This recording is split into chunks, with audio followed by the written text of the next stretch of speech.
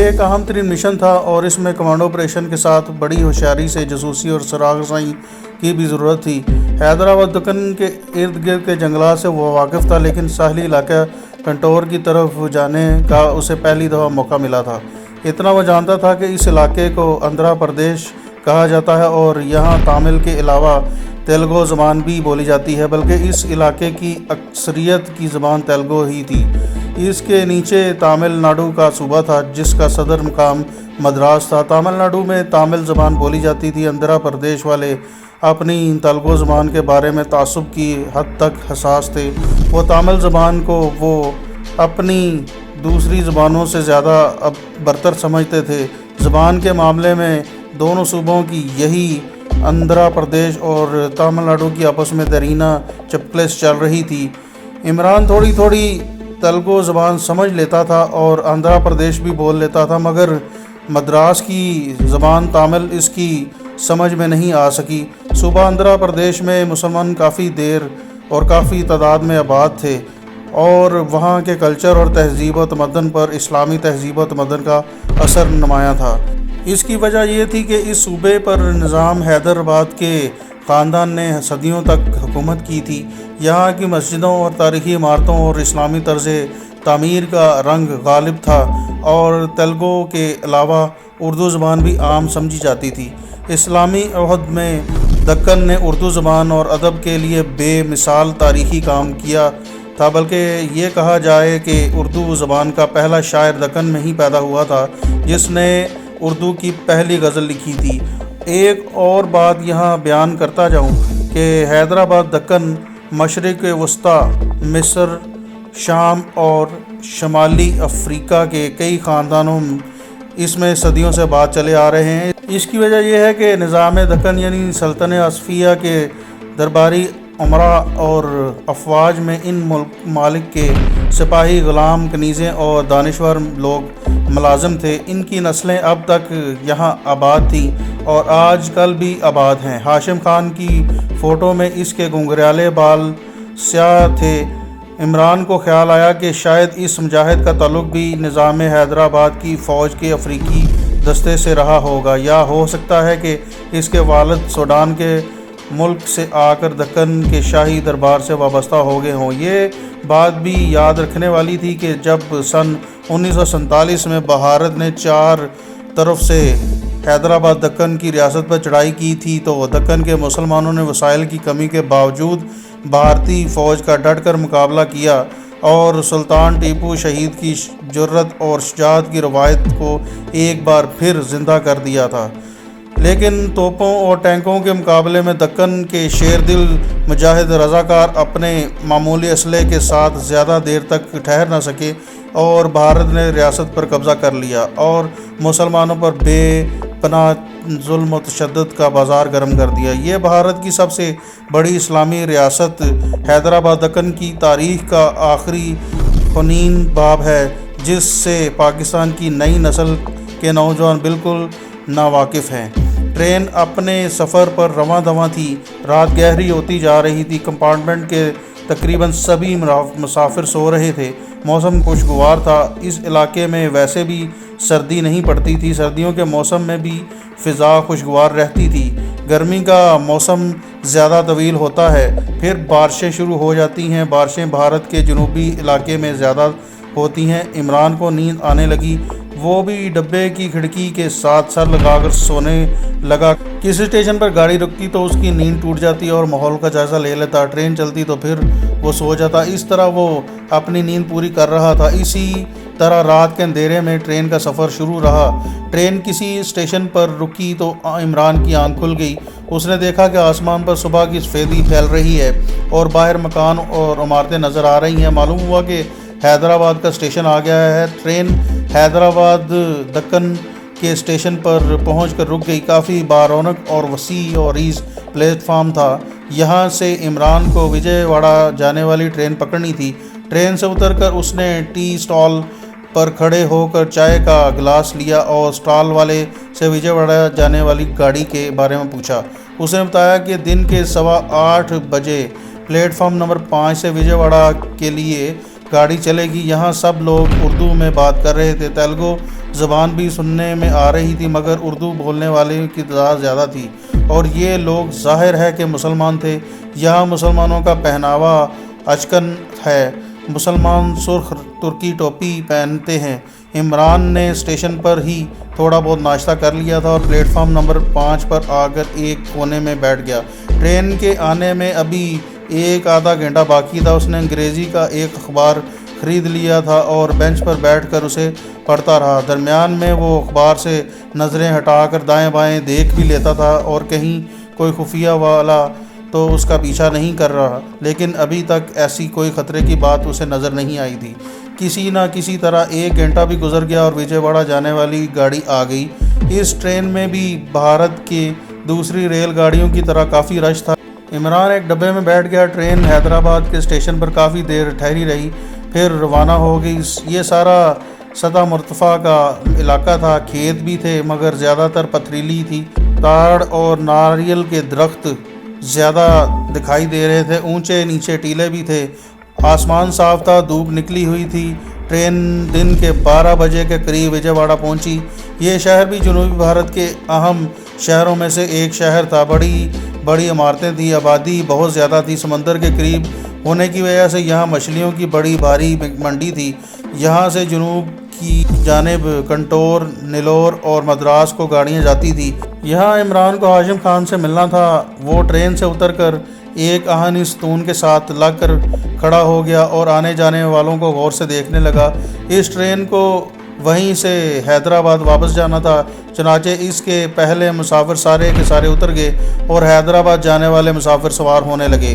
عمران نے ایک درمیانے قد کے آدمی کو دیکھا کہ وہ ڈبے کے قریب سے گزرتے ہوئے اندر جھانک جھانک کر دیکھ رہا ہے۔ اسے دیکھتے ہی عمران نے ہاشم کو پہچان لیا۔ گھنگریالے سیاہ بالوں اور گہری سانولی رنگت والا یہ مضبوط جسم والا آدمی ہاشم خان ہی تھا۔ عمران ستون سے ہٹ کر آگے ایک ڈبے کے قریب جا کر کھڑا ہو گیا۔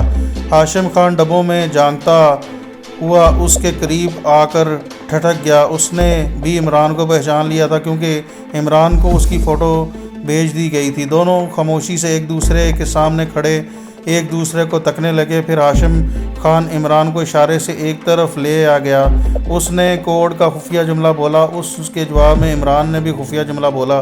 اس کے فوراً بعد ہاشم خان نے عمران سے ہاتھ ملایا اور اردو میں کہا، میرے ساتھ آؤ۔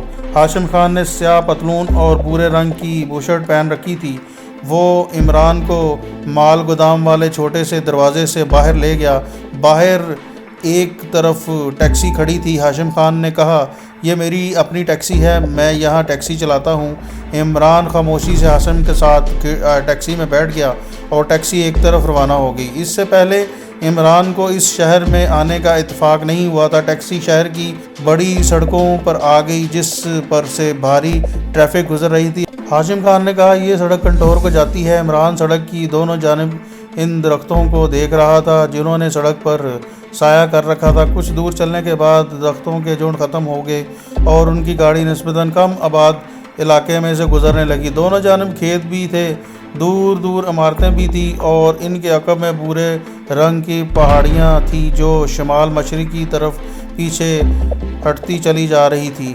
شہر کی آبادی بہت پیچھے رہ گئی تھی اور گاڑی ویران علاقے میں داخل ہو گئی تھی۔ سامنے 2-3 چھوٹی پہاڑیاں تھیں، ان کے درمیان خاردار جھاڑیاں اور درخت تھے۔ ہاشم خان بولا، ہمیں ان پہاڑیوں کے پیچھے جانا ہے۔ ان پہاڑیوں کے پیچھے ایک تالاب تھا جن کے کناروں پر اونچی گھاس اور جھاڑیاں تھیں۔ تالاب کے عقب میں ٹین کی چھت والا ایک گراج سا تھا۔ باہر ایک گاڑی کا ڈھانچہ ایک طرف پڑا ہوا تھا۔ قریب ہی 2 اسکوٹر تھے جن میں سے ایک اگلا ٹائر غائب تھا اور دوسرے کی گدی اکھڑی ہوئی تھی۔ صاف لگتا تھا کہ یہ کوئی آٹو ورک شاپ ہے۔ ہاشم خان نے گاڑی ایک طرف کھڑی کر دی۔ گاڑی کی آواز سن گراج میں سے ایک مستری ٹائپ کا آدمی باہر نکلا۔ اس کے ہاتھ میں پانا تھا جس سے ٹائروں کے پیچ وغیرہ کسے جاتے تھے۔ اس نے تیلگو زبان میں کچھ کہا۔ ہاشم نے اسی زبان میں اسے کوئی جواب دیا۔ وہ آدمی گراج میں واپس چلا گیا۔ ہاشم نے عمران سے کہا، یہ اپنا سیکیورٹی گارڈ ہے اور مسلمان ہے۔ عمران نے ٹیکسی میں سے باہر نکلتے ہوئے پوچھا، یہ ورک شاپ اسی کی ہے؟ ہاشم نے آہستہ سے کہا، یہ ورک شاپ نہیں ہے۔ عمران ہاشم کے پیچھے پیچھے ورکشاپ میں داخل ہو گیا۔ وہاں دیوار کے ساتھ 2-3 ڈرم رکھے ہوئے تھے، ایک میلی سی میز پر گاڑیوں کی مرمت کرنے والے اوزار پڑے ہوئے تھے۔ فضا میں پیٹرول اور ڈیزل آئل کی بو پھیلی ہوئی تھی۔ ورکشاپ کی عقبی دیوار میں ایک چھوٹا سا دروازہ تھا۔ مستری ٹائپ کا آدمی جو سیکیورٹی گارڈ تھا دروازے کے پاس کھڑا تھا، اس نے دروازہ کھول دیا۔ ہاشم خان اور عمران دروازے میں سے گزر کر دوسری طرف چلے گئے۔ دوسری جانب ایک تنگ سی کوٹری تھی جس میں گاڑیوں اور موٹر سائیکلوں کے پرانے ٹائروں کا کونے میں ڈھیر لگا ہوا تھا۔ دیوار کے ساتھ ایک دھیما سا بلب جل رہا تھا۔ سیکیورٹی گارڈ نے ورکشاپ کا دروازہ بند کر دیا اور خود بھی اندر آ گیا۔ ہاشم خان ٹائروں کے ڈھیر کے پیچھے آ گیا۔ عمران اس کے ساتھ تھا۔ ہاشم نے ایک جگہ سے 3-4 ٹائروں کو ہٹایا۔ اس کے نیچے فرش تھا۔ فرش لکڑی کا تھا۔ ہاشم نے جھک کر ایک جگہ سے فرش کا تختہ اٹھایا اور عمران سے کہا، ہم نیچے جائیں گے۔ نیچے ایک سرنگ سی بنی ہوئی تھی۔ یہ ایک قدرتی سرنگ لگتی تھی۔ یہاں بھی چھت پر ایک مدھم بلب روشن تھا۔ سرنگ کی دیوار میں سے پتھر باہر کو نکلے ہوئے تھے۔ یہ پہاڑوں کے نیچے بنی ہوئی کوئی قدرتی سرنگ لگ رہی تھی۔ 15-20 قدم چلنے کے بعد سرنگ ایک جانب مڑ گئی۔ آگے دیوار میں ایک زینہ اوپر کی طرف جاتا تھا۔ ہاشم اور عمران زینہ طے کر کے اوپر ایک کمرے میں آگے۔ آمنے سامنے دیوار کے ساتھ بانس کی 2 چارپائیاں پڑی ہوئی تھی۔ درمیان میں ایک نیچی پرانی میز پڑی ہوئی تھی۔ کونے میں لکڑی کی بسیدہ سی الماری تھی۔ صرف ایک دیوار میں چھت کے قریب روشن دان تھا جس میں سے دن کی روشنی اندر آ رہی تھی۔ ہاشم خان چارپائی پر بیٹھ گیا۔ عمران بھی سامنے والی چارپائی پر بیٹھ گیا۔ یہاں سے باہر جانے کا کوئی راستہ بھی ہے؟ ہاشم خان نے کھڑکی کی طرف اشارہ کیا۔ اس کھڑکی میں سے باہر کو راستہ جاتا ہے، مگر یہ خفیہ راستہ ہے اور گھنے جنگل میں جا نکلتا ہے۔ عمران نے پوچھا، اس طرف سیکیورٹی کا کیا انتظام ہے؟ پولیس اس طرف سے بھی حملہ کر سکتی ہے؟ ہاشم خان مسکرانے لگا۔ یہ راستہ جنگل کی ایک گہری گھاٹی میں جاتا ہے۔ گھاٹی کی دونوں جانب ہمارے مسلح مجاہد دن رات موجود رہتے ہیں۔ اتنے میں کھڑکی کا ایک پٹ کھلا اور ایک آدمی اندر آ گیا۔ اس نے خاکی رنگ کی بوشرٹ اور اسی رنگ کی پتلون پہن رکھی تھی۔ مضبوط بدن کا آدمی تھا۔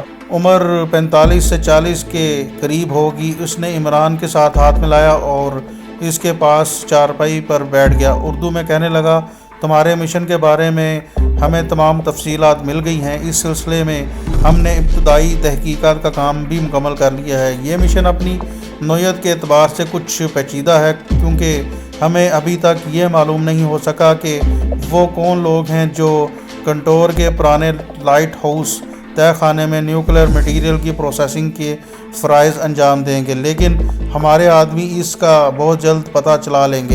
عمران بولا، کیا پرانے لائٹ ہاؤس کے تہہ خانے میں پروسیسنگ پلانٹ کا ضروری سامان لگا دیا گیا ہے؟ اس مجاہد نے اپنا نام عمران سے ہاتھ ملاتے وقت بتا دیا تھا، لیکن اس کا اصلی نام نہیں لکھ سکتے۔ اس کا فرضی نام مراد خان لکھتے ہیں۔ مراد خان نے کہا، پرانے لائٹ ہاؤس کے تہہ خانے اور اس کے آس پاس کے علاقے سے ہم بخوبی واقف ہیں۔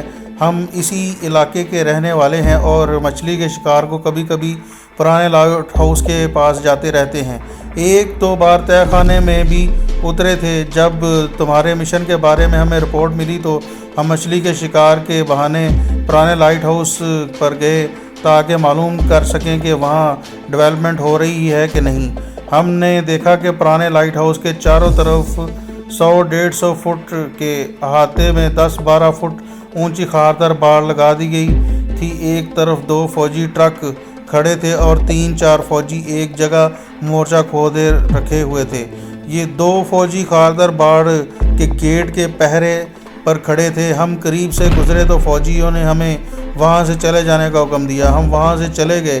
عمران نے کہا، لیکن اس بات کا سراغ لگانا بہت ضروری ہے کہ پرانے لائٹ ہاؤس کے تہہ خانے میں نیوکلیئر مٹیریل پہنچایا ہے یا نہیں۔ وہ تو ہم ہر حالت میں سراغ لگا لیں گے۔ میں نے تو تمہیں صرف موجودہ صورتحال سے آگاہ کیا ہے۔ مراد خان بولا، اس وقت ہم تمہیں یہاں صرف اس لیے لائے ہیں کہ ایک تو تم سے ملاقات ہو جائے گی اور دوسرا تمہیں اپنا یہ خفیہ ہائیڈ آؤٹ بھی دکھا دیا جائے۔ یہ وہ جگہ ہے جہاں ہنگامی صورتحال میں ہم میں سے कोई आकर छुप सकता है। मैं तुम्हें इसका जंगल वाला रास्ता भी दिखा दूंगा जिस रास्ते से तुम अंदर आओगे। अभी हाशिम खान तुम्हें इस जगह ले जाएगा जहां तुम्हारी रिहाइश वगैरह का इंतज़ाम किया गया है। मेरे साथ आओ। हाशिम खान और मुराद खान दोनों इमरान को साथ लेकर कमरे की खिड़की में से गुजरे और एक दूसरी सुरंग में से होते हुए उस पुरस्रार वर्कशॉप की पिछली जानिब जंगल में निकल आए। ये छोटा सा जंगल था जो पहाड़ी टीलों के दरमियान वाक़या था। वो दरख्तों और झाड़ियों में से गुजरते हुए कच्ची सड़क पर आ गए। यहाँ आकर हाशिम खान ने कहा, मैं गाड़ी लेकर आता हूँ। वो गया तो मुराद कहने लगा, यहाँ हम अकेले नहीं हैं, हमारे दूसरे साथी भी हैं। वो वक्त के साथ साथ हमें मिलते रहेंगे। ये तमाम लोग अपने अंदर इस्लाम और पाकिस्तान की सलामती की खातिर अपनी जान कुर्बान करने का जज्बा रखते हैं। इन सब का ताल्लुक़ दक्कन यानी आंध्र प्रदेश से है और तरबियत याफ्ता फ़ौजी हैं। अपना हाशिम खान धमाका खेज़ मवाद तैयार करने का माहिर है।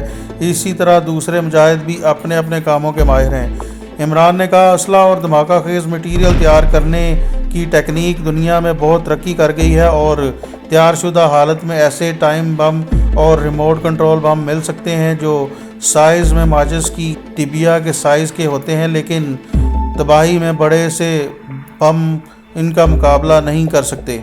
हम ऐसे बम तैयार कर सकते हैं तो बहुत अच्छा है। मुराद खान ने जवाब में कहा, इसकी तुम फिक्र ना करो। इस वक्त भारत के फ़ौजी असला खानों में जदीद से जदीद तरीन असला और हर किस्म के तबाहकुन बम मौजूद हैं और इन असला खानों से हमने शब खून मारकर इतना असला और बम जमा कर रखा है कि जब इंडियन आर्मी की पूरी छौनी को भी हम तबाह करना चाहें तो कर सकते हैं। ये सारा ज़ख़ीरा हमने अपने एक जंगल के खुफिया जगह पर छुपा रखा है। तुम्हें वो दिखा दूँगा, फिर अपनी ज़रूरत के मुताबिक तुम वहाँ से जो चाहे ले सकते हो। अगर इसके अलावा तुम्हें और कोई चीज़ की ज़रूरत होगी तो तुम्हें मुहैया कर दी जाएगी।